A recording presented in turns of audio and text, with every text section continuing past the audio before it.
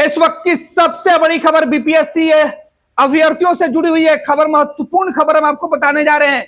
बिहार में पिछले कई दिनों से जो बीपीएससी के अभ्यर्थी हैं वो धरना प्रदर्शन कर रहे हैं और इस वक्त बड़ी खबर है, इस वक्त के शिक्षक अभ्यर्थियों से जुड़ी हुई है बड़ी खबर है कि अब शिक्षक अभ्यर्थियों का जो आंदोलन था उसका असर सीधे तौर पर सरकार पर होते हुए दिखाई पड़ रहा है।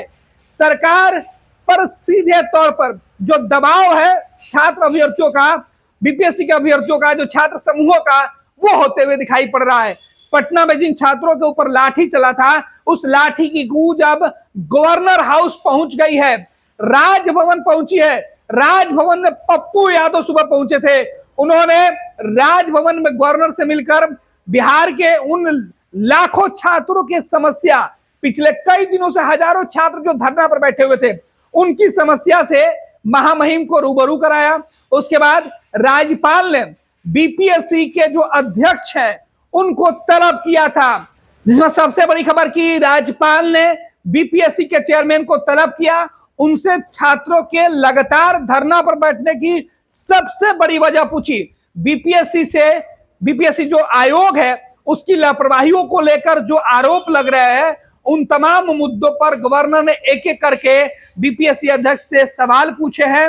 उसके बाद बीपीएससी अध्यक्ष ने गवर्नर को तमाम वस्तु स्थिति के बारे में अवगत कराया, परीक्षा कैसे ली गई, परीक्षा में किस प्रकार की गड़बड़ी हुई थी और जो आरोप अभ्यर्थियों के द्वारा लगाए जा रहे हैं उन तमाम अभ्यर्थियों के आरोपों को सीधे तौर पर बीपीएससी अध्यक्ष ने गवर्नर हाउस में जो सिरे से खारिज किया है। जो जानकारी निकल के सामने आ रही है उसमें बताया जा रहा, बीपीएससी अध्यक्ष ने कहा कि पेपर लीक होने की कोई भी जानकारी किसी माध्यम से नहीं आई है और हमने कई एजेंसियों के माध्यम से सीधे तौर पर यह सूचना छात्रों को पहुंचाई है कि अगर किसी के पास कोई गड़बड़ी की शिकायत मिलती है तो आप हमें दीजिए, हम पूरे मामले की जांच करेंगे।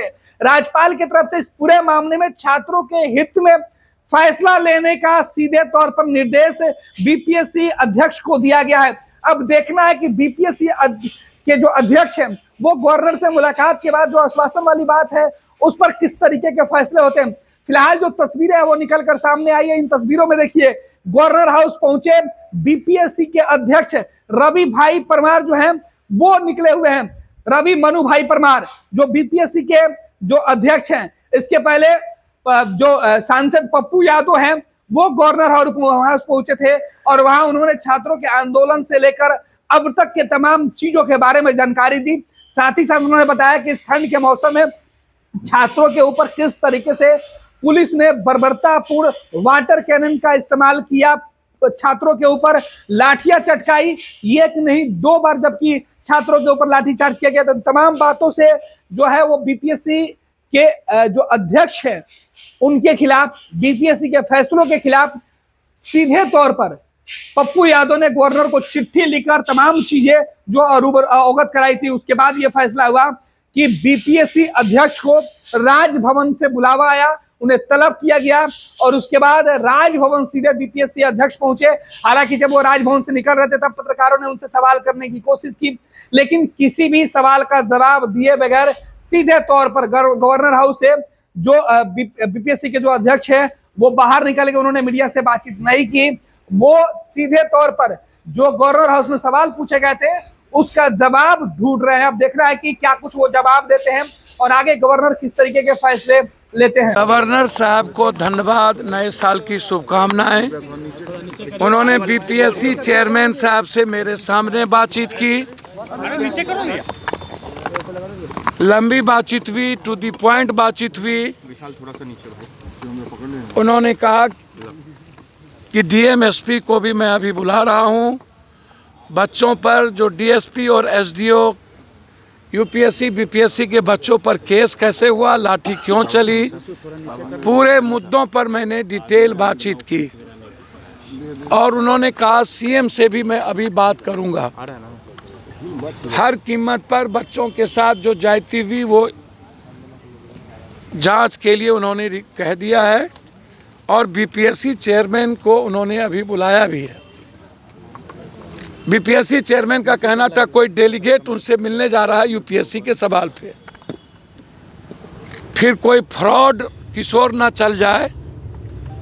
इस आंदोलन को एक फ्रॉड किशोर ने बेच दिया, मुहिम खत्म कर दिया। सरकार से मिलकर के पदाधिकारी के साथ उन्होंने पैसे का साठगांठ किया और इस आंदोलन को भेज दिया और कल रात में जाके बच्चों को गाली गलौज किया, कुत्ता, कमीना, साला, कम्बल देते हैं तुमको।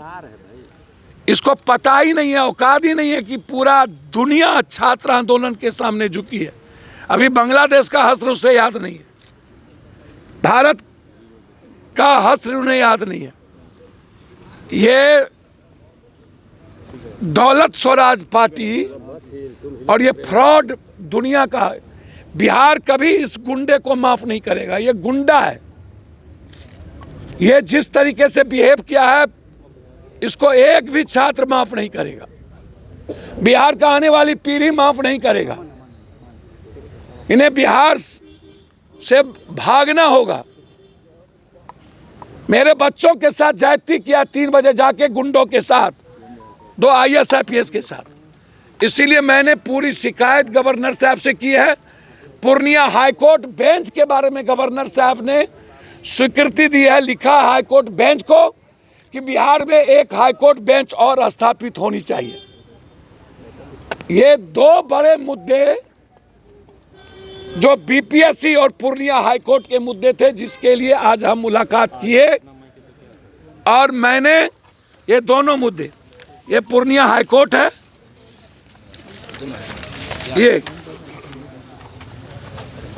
ये पूर्णिया हाईकोर्ट का बेंच का है कि बिहार में एक हाईकोर्ट बेंच और ये मुद्दे। और उन्होंने अभी ही मुख्यमंत्री से बात करने का आश्वासन दिया।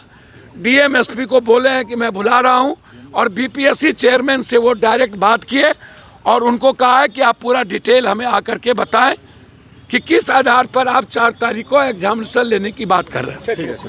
पैनोरमा ग्रुप, जो सोचता है वो करता है। ये लो, मुंह मीठा करो। आज मैंने अपना जॉब छोड़ दिया, अब हम पूर्णिया वापस जाएंगे। जॉब छोड़ दिया है?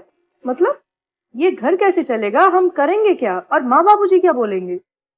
इसलिए मैं एक और मिठाई का डब्बा लाया। अपने बिजनेस के लिए लोन अप्रूव हो गया। अरे लोन अप्रूव हो गया वो तो ठीक है, लेकिन पूर्णिया में हम रहेंगे कहाँ? अपना घर भी तो नहीं है वहाँ। इसलिए तो एक और मिठाई का डब्बा अलग से लाया हूँ। हमने पूर्णिया में घर ले लिया है, पूर्णिया के E-Homes पैनोरमा में। पूर्णिया में पैनोरमा ग्रुप लेकर आए हैं E-Homes पैनोरमा। बड़ा घर, आलीशान जिंदगी और अत्याधुनिक सुविधाओं के संग। अरे अरे, अब क्यों मुंह मीठा करवा रही हो? क्योंकि हम घर वापसी जो कर रहे हैं। घर वापसी की खुशी पूर्णिया में E-Homes पैनोरमा के संग। E-Homes panorama, luxurious lifestyle redefined. Bharatiya Janata party का सदस्य बनने के लिए 8800002024 पर मिस्ड कॉल करें। निवेदक, भारतीय जनता पार्टी, बिहार।